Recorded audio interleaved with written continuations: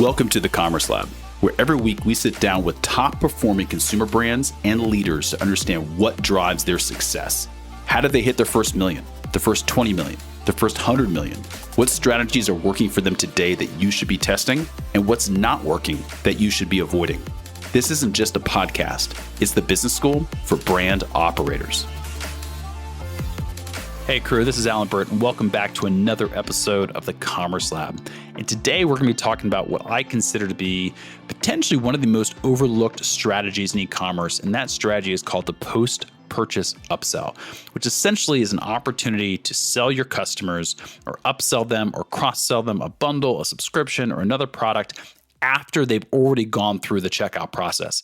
And we're even going to break down some of the numbers behind this and show some brands that have been incredibly effective at driving, in some cases, close to 50% of their revenue over the last 30 days from this method. I think it's actually a brand we mentioned did 42% of their total revenue over the last 30 days through a post-purchase upsell. So if you haven't heard of it or you haven't tried to implement it, you absolutely need to take a look at it and listen to the episode today.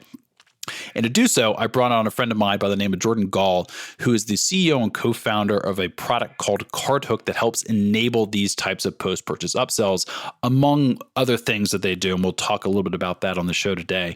But essentially, what the most important takeaway is, if you're a brand that's operating in the 7 or 8 figures that hasn't tested this yet, it's something that should be on your radar. So what we're going to do today is actually break down step by step how to do this, how you should be thinking about it, what types of upsells and cross-sells to test, what types of sequences to test. That way you can actually hand this playbook off to your team, go start to test it yourself, etc. And we're also going to be introducing a brand new type of strategy that Jordan likes to call the hub and spoke model. And it's a way to actually create a more congruent customer journey process through your store from an ad or from any type of customer acquisition channel that's actually going to help you increase your conversion rates and lower your customer acquisition costs. So I'll let that be a little bit of a teaser, and we'll break down the actual specifics of that strategy later towards the end of the episode. So without further ado, Jordan Gall of Carthook, and we're going to be talking about post-purchase upsells. Hey, Jordan, welcome to the show. Thank you very much, Alan, for having me on. Good to be here. Yeah, man. It's always fun to have another, Portlander? What do we call ourselves? You know, I'm from New York, so I don't think I'm going to get it right. I don't even know, right? I'm from Nashville, so I don't even know either. We're both in Portland. So just to give everybody a little bit of context before we dive into it, give everybody a little bit of breakdown about who you are, your background, and what you guys do at Carthook. Sure. So again, name is Jordan Gall. I'm the CEO and founder of Carthook. And what we do is offer a customizable checkout process for e-commerce brands. We work on Shopify. We're working on other platforms in the future. But what we want to do is empower the marketing teams in these brands to have control over the checkout process, which is where we think there's a lot of leverage. Yeah, I love that because we work 90% of what we do at Blue Stout is focusing on the Shopify platform. And one of the biggest limitations of the platform is the checkout process. So what you guys have done, basically come in and filled that void. So what I want to talk about today, and again, we're, for anybody out there who might be focused on marketing for anybody who's operating sort of the high 7 figures, low 8 figures, there's a ton of opportunity when you look at the process you're driving your customers through that checkout process. And so what we want to focus on today are some opportunities that you can start implementing with your brand, whether it be upsells, cross-sells, et cetera, so that you can start to increase the revenue that you're driving from each of those customers. And so today, what we're going to do with Jordan is sort of break down some of his suggestions and ways to do that.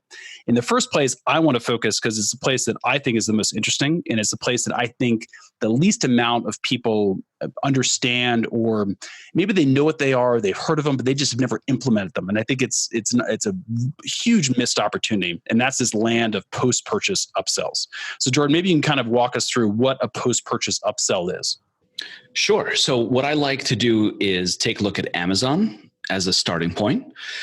Several years ago, a long time ago, Amazon popularized the upsell with their "you may also like" feature. So you add something on Amazon and they make suggestions on what they believe you may want to buy alongside with the product that you're adding to your cart. And so that is an upsell, but it is a pre-purchase upsell. Because when they make you that upsell offer, at that point in time, you haven't completed the initial transaction. And so that drives up the AOV, but it adds friction to the buying process. Right. So what we've done is we've taken that upsell offer and we've put it on the other side of the checkout. So your shopper comes in, adds a product to the cart, goes to the checkout, fills out their information, puts in their credit card info, and hits buy. And so right there, it's just a very normal, expected checkout experience. After the checkout, normally in a normal e-commerce transaction that everyone thinks of, the next step would be a confirmation page. And so what we've done is instead of the confirmation page, we've allowed the merchant to add additional upsell offers on pages that live in between the checkout and the upsell. And so what that does is it does two main things. The first is that it allows you to make an offer of an upsell without adding any friction to the buying process. And that can drive up your average order value. The key there is that because it comes after the checkout page, we're reusing the payment token that's created on that checkout page, so your shopper does not need to re-enter their payment info. So it's very, very simple to accept an upsell offer, especially on a mobile device, by just clicking one button. That's why it's called a one-click upsell. Yeah, I absolutely, I love it. And the piece of it that I think is so important to understand is that you're and you said it before, you're not adding any friction whatsoever to that initial purchase. So one of the issues that we always see when we test different things like upsells and cross sells in that before the purchase point for a customer is that you always have this extra friction that could cause people to bounce, could cause people to leave, and you don't want to risk that, especially if it's either first purchase or an early purchase or maybe a second purchase. There's still kind of an early stage customer with you, and what the post-purchase does is it removes that risk. And so you can let somebody go and make that small purchase they were going to make. You now have the token, for the credit card, and now you can make that upsell or cross-sell offer to help kind of add on to what they already purchased.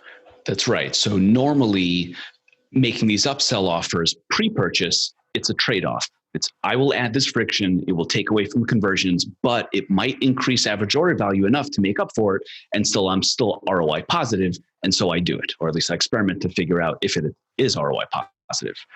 The second thing the post-purchase is very closely related to what we're talking about right now. It allows you to see and understand what the shopper is buying. And so you can make the upsell offers based on what they're purchasing. So the upsell offers are as relevant and congruent as possible, right? And from there is kind of where it gets more interesting in the upsell world, because you have that ability to identify what they're buying and then send them through an upsell funnel that's relevant and directly tied to the product they're buying on the checkout page. You can start to you can implement strategies that normally don't exist. So things like upselling into a subscription. So someone buys a bag of coffee, that upsell might be, do you want to get that coffee every month? Right. So now you're going from increasing your average order value. Now you're looking to extend your lifetime value. Yep. So there's things like that and there's a lot of experimentation that happens. Very often upselling the same product that was purchased actually works. So you bought a bag of coffee. Do you want a second bag of coffee for 20% off? You would think that's a bit strange. I'm going to offer them the exact same product they just bought, but in reality, it works. So it opens up, the way I think about it is, if I'm spending money on ads, I want to optimize the funnel. I want to optimize the ad, the creative, the copy, the targeting. I also want to optimize the page that they're landing on right away. I want to optimize the cart, and so on. Normally, that optimization ends at the checkout page because that's where you lose control. And what our tool does is it expands the territory over which you have control and can therefore optimize. So now all of a sudden the checkout, the upsells, the downsells, and the thank you page are now also in your control, which means you have more space to experiment, more space to optimize, and that should lead to a better return on your ad spend. And there's also a lot of consumer psychology at play at this too. And the idea that somebody is typically going to be at their most sort of exuberant state immediately after the point of purchase, right? They're excited. They can't wait for it to show up. Now they're in this waiting for it to ship and show up at their house. So in a lot of ways, if you study consumer psychology, the best time to make an upsell or make a pitch is immediately after the fact. And you see this played out all the time in email marketing. We do it all the time for our clients in email. Is one of your biggest and best opportunities to make that next pitch is very close to when they just made their first purchase. And what you're able to do here in this scenario with post-purchase upsells is make it instantaneously. So you can also capitalize on that exuberance of the first purchase. Right. They are very literally going through the psychological process of saying, yes, I will grab my credit card information and put it into this page and hit the buy button and see my money float away in exchange for the value that you're providing me in the form of what you're selling. So that decision process is what all marketers in the e-commerce space are aiming to accomplish. How do you get a visitor to come in and be convinced to the point that they say, yes, that's valuable enough to me for me to pay you the amount of money that you're asking for?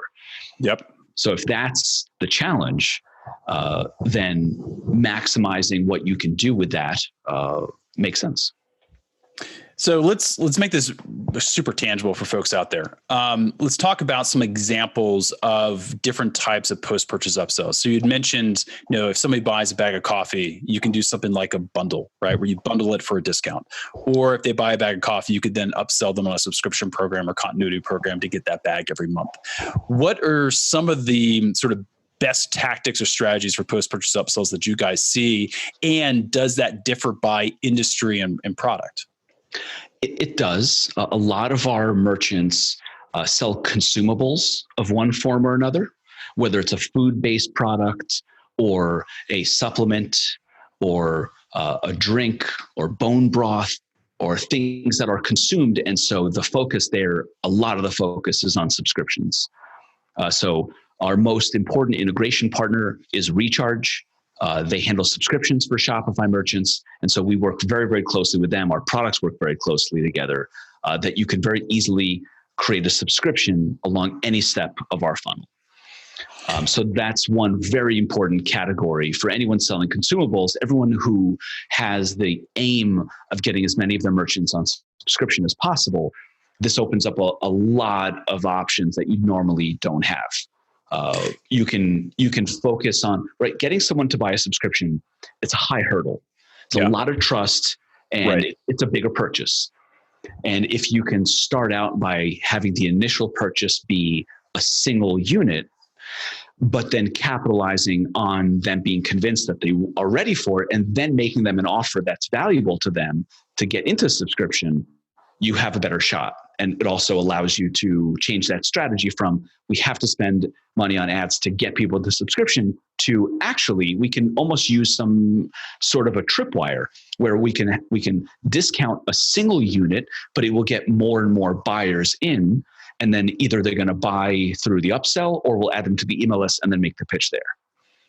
And so let's talk about some just sort of general average numbers that you guys see, right? Because at the end of the day, the value here is increasing average order value and increasing LTV while we're not increasing friction of that first purchase, right? Yep. Which is an incredible, pitch. But let's talk about some average numbers, for consumable type brands, or you sort of lead me on kind of what those average numbers look like. What's sort of that average increase in AOV, or what's sort of the range in increases in AOV? Sure. So we have one sweet spot of merchant that's doing somewhere in the area of $100,000 to $250,000 a month. Mm-hmm. So a few $1 million a year, growing, ambitious, money to spend, investing in both the brand and performance marketing. And then we have another sweet spot that's at the higher end that's doing several $1 million a month. And that is, it's the nature of it is a bit different, but a lot of the tactics and strategies are the same. And so our averages are somewhere in the area of 14%. So the upsells add an average of 14% to total revenue. Now, that being an average, it is a bit misleading. What we are really looking for when people get things dialed in is significantly higher. When we just jumped on, we started talking about a tweet I sent out, just a random example, right? We have a Slack channel where we get results for the past 30 days for merchants. So every 30 days, right, we have a bunch of merchants. So every day there's several updates. And when I see things that look great, I like to tweet about them. So Merchant number one, past 30 days, $187,000 in total revenue, $44,000 in upsell revenue. So it's 23.5% in post-purchase upsell. Merchant number two, $174K in total revenue, $74K of that in upsell revenue. So that's 42.5% of the revenue coming from post-purchase upsells. That's unbelievable. That's what we love to see, because we see someone's making $74,000 in a 30-day period that they wouldn't be able to without our tool. And that makes us feel like they're getting a fantastic ROI. And so while 14% is the average, as people get things dialed in and experiment and figure out what works for their merchants and what works for their advertising campaigns and their price points, it can go significantly higher. And so, and the way I think about this is, the very more simplistic way is it's literally just money you're leaving on the table, especially if you run a business that already has a subscription program built in, or you run a consumable business where it makes sense to make those types of upsells after the fact. Even if it's not a consumable, if there's just a very natural cross sell. For example, I'm thinking of a client we had that we did a ton of upsell work on the front end that was very successful. That would have been probably even more successful if we had done it as a post purchase. But it was a brand that sold charm bracelets, and then somebody bought a bracelet. You do an upsell after the fact to purchase all the charms. So it doesn't even have to be a consumable to make sense to make that upsell.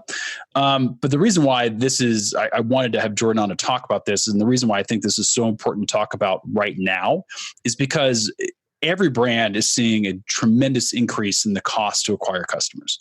And a lot of that's being driven by the increase in performance marketing spend and the cost to buy on platforms like Facebook. And it's very easy to tweak that equation and turn a campaign that is right now unprofitable or unable to return a return on ad spend into something that is profitable just by increasing the average order value of your customer base. And so doing things like post-purchase upsells, and even if you only do see a 14 or 15 or even 20% increase in AOV, that can be a substantial difference that makes your performance marketing spend profitable versus unprofitable. So it's something that I think everybody in the space, especially if you're doing high volume and seeing that push on CAC, should be testing. Yeah. Cost to acquire is going up, and that is forcing people to be more creative. Some companies that are competing for that ad spend have longer time horizons. They've raised a bunch of money. They are not necessarily looking for profit on that first purchase. And that's tough to compete with. Right. So you want to get your lifetime value up. That's where the profits are going to come in the long term. But you need to get your average order value up so that you can spend more money to acquire these customers. And so they go hand in hand, right? We love to be able to increase both. But where we think we sit specifically, where we're our strongest, is increasing that average order value. But it is directly related to LTV because it gives you opportunity, right? Every time you acquire one customer, you have the opportunity to expand that revenue over the next year. So the ability to acquire more, the ability to spend more gives you more firepower, gives you more raw material to figure out how to increase your LTV and strengthen your business overall.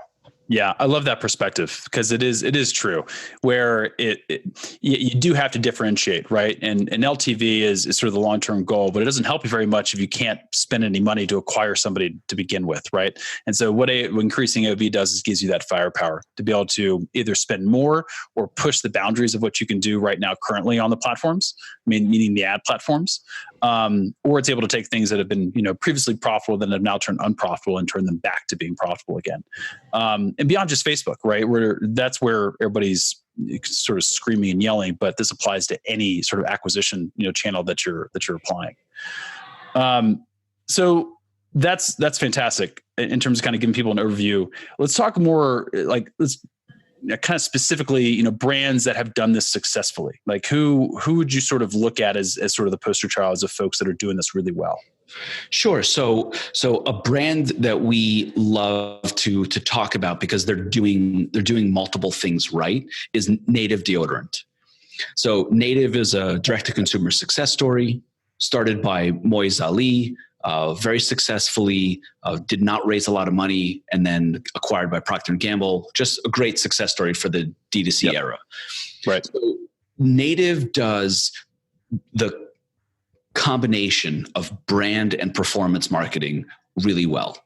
They are not Glossier, right? They didn't build up an audience through a blog for a long period of time and then are able to sell, right? That's like one version of the fantasy. Yep. But they're not just marketers that are just looking for a quick buck now without the long-term vision. They did both. And so if you go to their site, they are implementing marketing strategies that we all know and experiment with ourselves. And they're also doing the brand with it. And so we like working with them because they use our tool the way we want it to be used. Right. It keeps the customer in mind for the long term. So you're not just discounting, you're not upselling things that don't make sense just to try to make more money. You're having it be congruent with the customer experience. So if you go to Native Deodorant, you go to that website, if you add in a men's eucalyptus deodorant, you put it in your cart, then you go to the checkout. The first thing you'll notice is that the checkout's beautiful. They put a lot of work in it, and it looks exactly the way they want. It's congruent with their brand, and the experience of it overall is great. So that's step one. Then you make that purchase, and the next thing you'll see is a travel size version of the men's eucalyptus deodorant.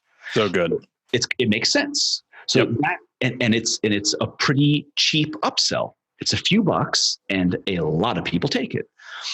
And so what they're doing is they're driving up their AOV, but not in a way that's going to harm their brand in any way. This makes sense. I genuinely want a travel size version of what I just bought. Yep. And that's what we look to. We like using them as an example because they're doing it all right. They're increasing their AOV. They're making a better return on ad spend. They're treating their customers the right way. They're making offers that make sense for the customer and increase the overall value of the experience. So it's kind of like that's the whole package. Couldn't agree more. And I think what you just said is it's an experience that is right for the customer, right? I think there's a lot of ways to use this tool or sort of use this process to make a quick buck, right? Because at the end of the day, you upsell something enough times, somebody's going to take it and you're going to increase your average over time. But what's that going to do to hurt the long-term sort of brand equity, right? That's right. And so what Native has done very well is understood, hey, look, what makes sense? What does the customer want? If they're buying this, they probably want this. So let's anticipate the need and let's just make it easy for them to make that next purchase with us. Yep, exactly right. The way we see the market overall in where we're operating is we are not a best practice yet, but we are on the cusp of being an accepted best practice, right? Just assume, look, if you add post-purchase upsells, you make more money. It's very analogous to cart abandonment emails. Right. At first, people were like, I'm not sure if I want to send those emails to my customers. And then it becomes the best practice. And then all of a sudden you feel like not very smart if you're not doing it. Yep. So 100%. That's where we think we are. We're on that cusp. But a lot of it is overcoming that initial hesitation of, I don't know if I want to do this to my customers. And so we think of it as, look, you can be scammy and spammy over email too. It's a tool. You need to do it the right way. And when you interact with our company, we're going to drive you toward doing it the right way because that's the way towards success for the long term. And how do you recommend to brands to do that? If somebody, let's say there's a CMO listening who's thinking, okay, let's have a brainstorming session. Let's figure out what type of upsell makes the most sense for us. Where should they start? How do you start to think through that process? Sure. So if you go to carthook.com, you'll notice that our sales process is geared to be in line with the way we think about our tool and the way we would want to think about our tool if we were on the brand side. And that is carefully. Mm-hmm. So if you come into our site, you can't just sign up and start banging away. This is a checkout. You do not want to mess around with replacing your checkout, especially if you're doing a lot of revenue per day. And so we slow things down. You fill out an application, then you talk to us, then we make sure that's a good fit, then we make sure it's a technical fit, strategic fit, and a cultural fit. And then we walk you through the process. So first things first, let's get the checkout working. Let's get your analytics and your tracking and so on. And then let's layer in upsells. And then let's figure out what's working, what's not, and let's optimize. So it's a process over time because you're you are interacting with the most sensitive part of your entire business. So we take that seriously, and it's very much our aim to slow things down when we work with brands, especially the brands where they do care a lot about the customer. They don't want to rush into it. So we align our process along with that thinking. Hey crew, just a quick interruption to ask if you like what you are hearing and want more. Perhaps even a weekly digest of what's working today in the world of e-commerce. Every week, our team of strategists compile a single email with growth strategies and operations tactics gleaned from our work with and analysis of today's top performing brands. Think of it as the brand operator's cheat sheet to keep you ahead of the curve and ahead of the competition. Just head over to thecommercelab.com. That's thecommercelab.com to sign up. Who are the folks out there? What are the types of business models, other than consumable, and maybe consumable is the one, that if they haven't tried this yet, you would literally say, hey, look, guys, you need to call us right now because there's just too much opportunity. Is consumables really the best place to start? If you're running a consumable business and you're not doing post-purchase upsells, you're positive there's a congruent way to do it that would be in line with your brand equity, but something you should be implementing now? If I had to choose one business model where you really should call us, it would be consumables. And consumables can be anything from deodorant to vitamins, to food, to coffee, supplements, etc. Yeah. Yes. But other people can use it too. It depends. It's not for everybody. But at some point in time, my assumption is everyone will come across it and will consider it for their brand. And where it's working best, in terms of alignment with the brands, is that when you're really focused on driving revenue and you are, let's call it, you're doing, $1 million a year and you're determined to get to $3 million a year within a 1-year span, what you're looking for is levers to pull. What creative do we need to change? What networks should we advertise on? Which influencers should we work with? What type of campaigns should we go after video? What type of email marketing should we use? Like all these levers that CMOs and people responsible for driving revenue are pulling. We are one of those levers. And so you can give consideration to us like anything else. Like what types of tools should we use and what type of strategies should we use? And we like to be in that mix. Where we get the most alignment is where people are very focused on their return on ad spend, and they are determined to get a better return on ad spend so that they could spend more so that they can grow more. And that's what lines up perfectly with what we do, because we can very quickly, within a month, 2 months, get a significantly high return on ad spend, and then you could start to scale harder and spend more, and you're given more freedom to get that growth that you're after sooner. So let's dig in on that a little bit, because we've talked about post-purchase upsells, but that's really, the back of the funnel way to optimize AOV is with the post-purchase upsell on the back end. But you guys do more than that. And I want to spend a little bit of time talking about this because you and I have had this conversation before, and I know you feel very passionately about where e-commerce is going and where brands should be focusing, especially with this environment of increasing customer acquisition costs. So I'd like to hear kind of, aside from post-purchase upsells, what are a couple other areas that brands should be optimizing to help improve that return on ad spend? And how could they use Carthook to do it? Yes. So this is my favorite area. This is like my hobby almost. This is, we haven't gotten adoption on this nearly to the same extent as the post-purchase upsells yet, but I'm convinced that this will overtake the post-purchase upsells sometime over the next year. And so what I'm referring to specifically is a feature that we call product funnels. What product funnels relate to is the ability to sell a product on a landing page that's separate from the store. Okay, so let me slow down and explain what I mean by that. Right now, we think of an e-commerce experience as a store with category pages, product pages, and other pages like the About page and homepage and so on. And everything needs to be funneled through that store.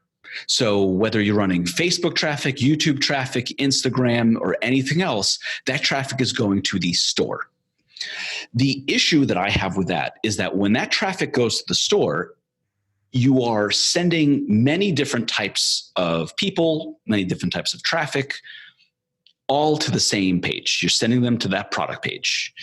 And that product page, not only does it need to serve as a generic landing spot for all different types of people, it's also relatively rigid, that page, because it lives inside of a theme. And Shopify themes can be beautiful, and you can do a lot of development, and you could really start to dial it in, but there are limitations. You don't have full control over that product page. Very often you'll see a scenario where it's a bunch of images on the left side and description on the right side, and then there's a lot more description on the right side, and then there's a giant white space below the images, and then you get the reviews, and it is not what the marketer would want. So our solution was to take that experience and say, okay, if I were a marketer, what would I want to do? And if I were a marketer selling physical products, I would want to do the same thing that the digital marketers are doing when they sell digital products. And that is complete freedom. If I'm driving people to sign up to a webinar, I don't drive them to a page that has anything else on it other than sign up for the webinar, here are the benefits, here's the call to action. Mm-hmm. Right. Opt in or hit the back button. Yep.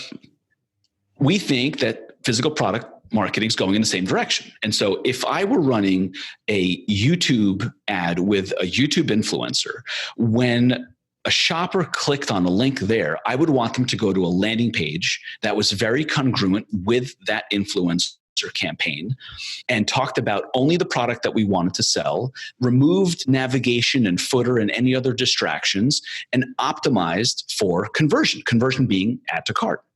Right. And so what we've done is we've enabled that, and the shopper then goes from that landing page to a checkout that's also specific to the campaign, upsells that are specific to the campaign, and a thank you page that's specific to the campaign. And then the order information still goes into the back end of your Shopify store like any other order. Yep. So what that creates is a hub and spoke model of e-commerce instead of just the hub, right? If the store is the hub, that's not going away. You still need your store. Organic traffic, email traffic, returning traffic, search, you want them to go to your store.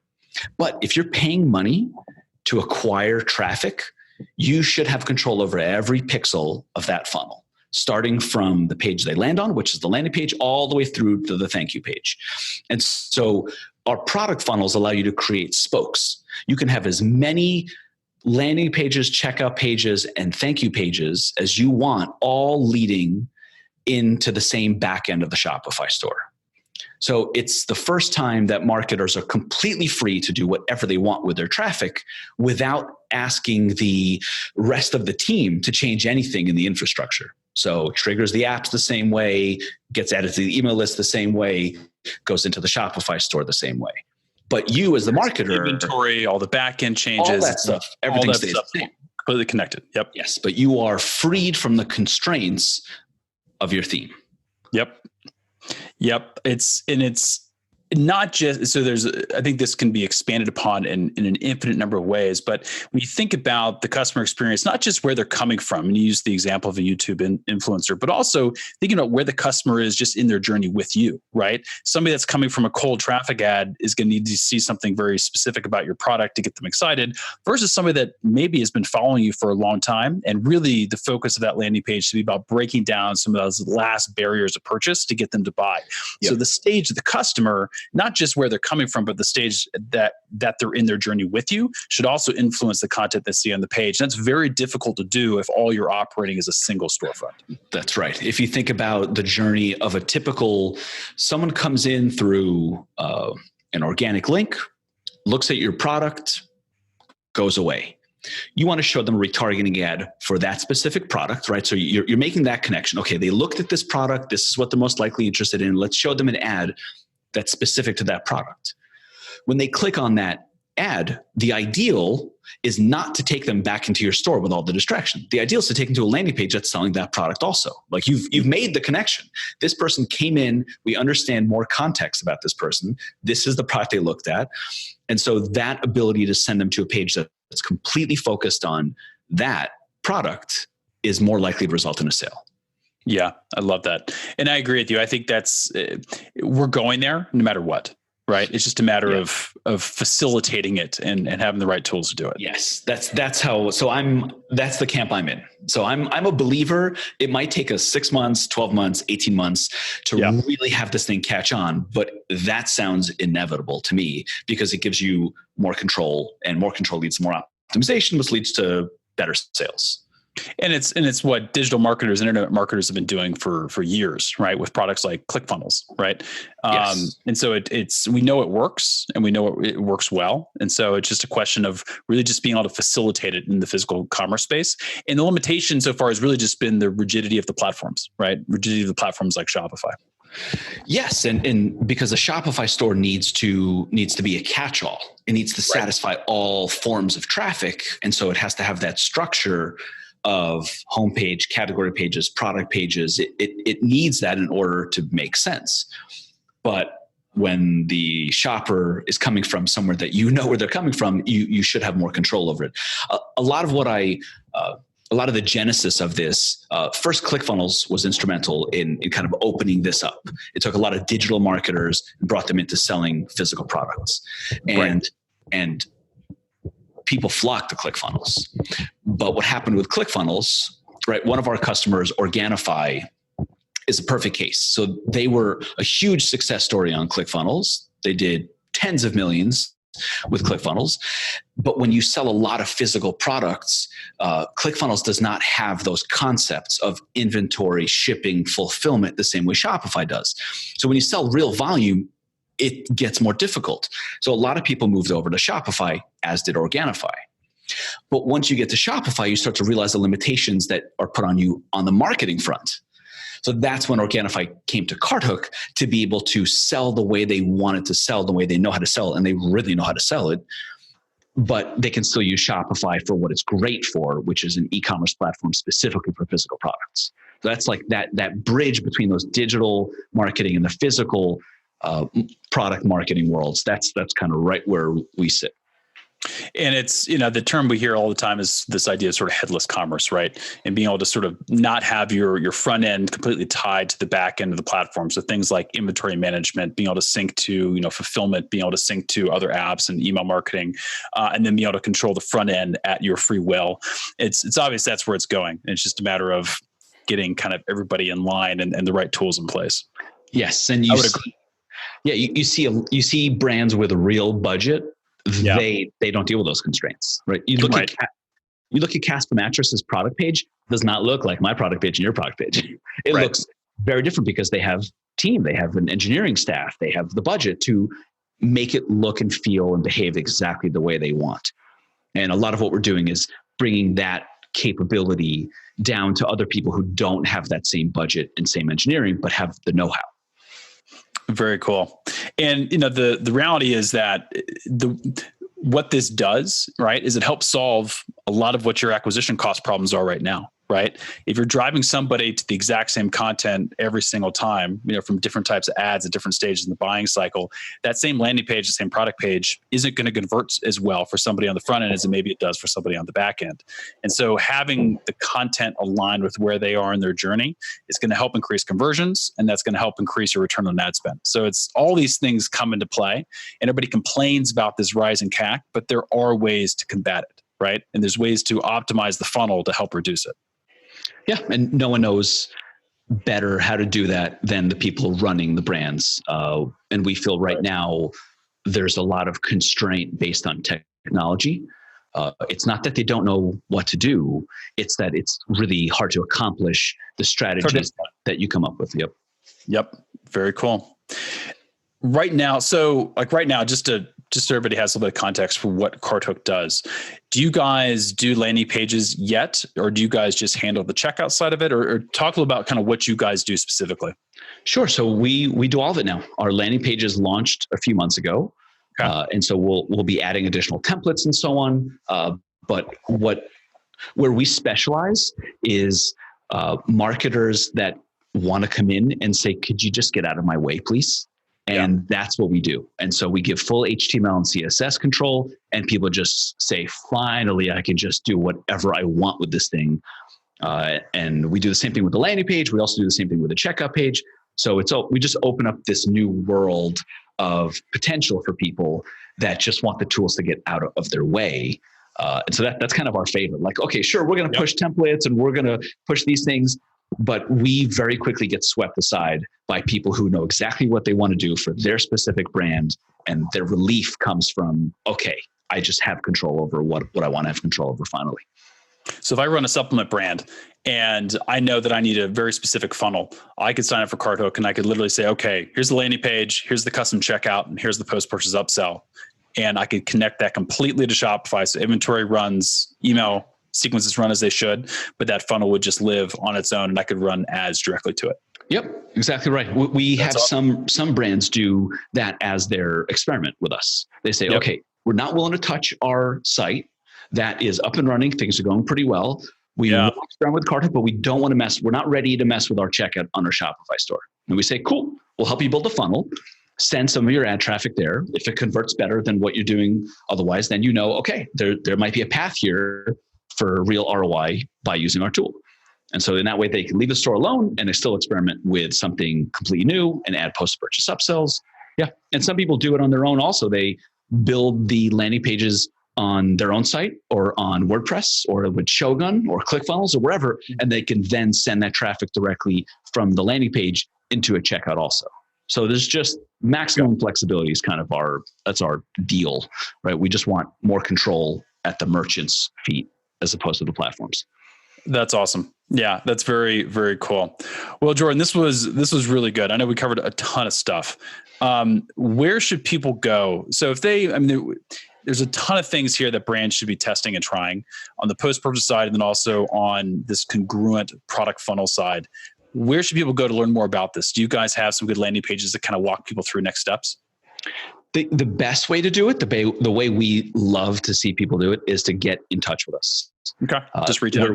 Where we shine is when you get into conversation with us and we understand what type of brand you are and what you're trying to do. And we can then talk about what similar brands and similar types of companies are doing with our tool and what we've seen work and not work. And so going to carthook.com and applying for the demo, that gets you into conversation with our team. And then that's where we're most helpful. If anyone wants to reach out to me, I'm at Jordan Gall on Twitter. So feel free to reach out with questions. We'd love to see you. That's it. Thank you very much for having me on, Alan. I appreciate it. This was fantastic, and we'll do this again because I think we could go even further in depth on this topic. There's so much you can do here, so we'll circle back around in the future and go a little bit deeper. But I think this is a good place for people to start. Sounds good. Thanks very much. All right, man. Thanks for being on. Hey crew, it's Alan Bird again. And real quick before you go, would you like a weekly digest of what's working today in the world of consumer-facing e-commerce? Every week, our team of strategists compile a single email with growth strategies and operations tactics that help you stay ahead of the curve and ahead of the competition. Think of it as the brand operator's cheat sheet. Just head over to thecommercelab.com to sign up.